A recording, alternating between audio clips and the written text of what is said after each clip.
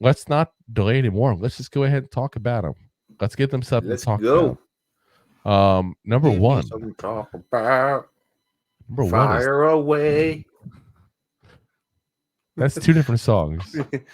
Hit me with your best shot is the Fire Away song. Why don't you hit me with your best shot? Number one is Tyler Nubin out of Minnesota. Wrong one. That's okay.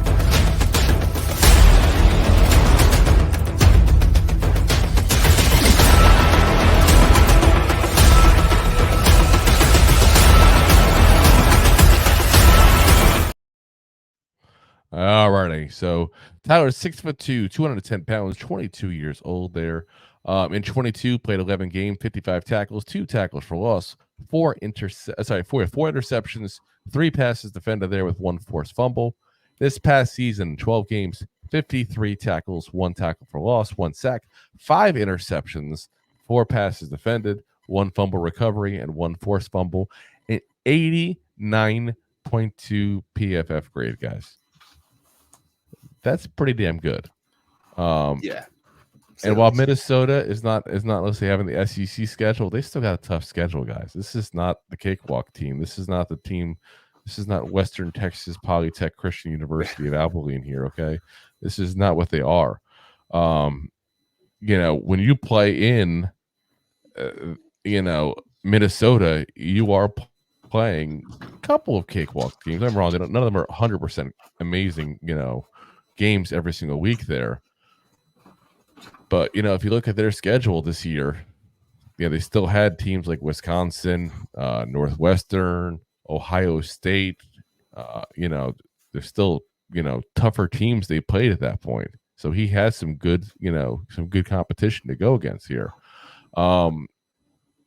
Anyway, as far as his snaps by position this past year, 13 at the line, 84 at the slot, 5 at corner, 198 at the box, 468 at the deep safety position. And he is a deep safety. That's what this guy is here. Great range, prototype size. He's got that twitch. We talk about that quite often with offensive guys, especially with receivers, where they just have that ability to shift and just change directions real quick.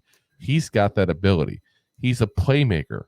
He's excelled on special teams, and he reads the quarterback very well. If you're in that deep safety role and you can watch the quarterback and figure out what you think he's going to do and be right, you're going to have a career in the NFL. There's a little bit of kinetic powers that are some of the best safeties in this league. They just have that ability to watch the quarterback, understand you can't follow the eyes because the eyes will lie to you, and you can just figure out by body language and all where he's going. The only con to him is he doesn't have elite athleticism.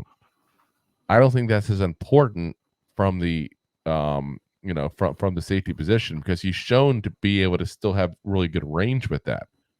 And that's the big thing, is can you run over to left or right to go where you got to go at that point to make a play, whether it be for interception or the last line of defense there for stopping a running back.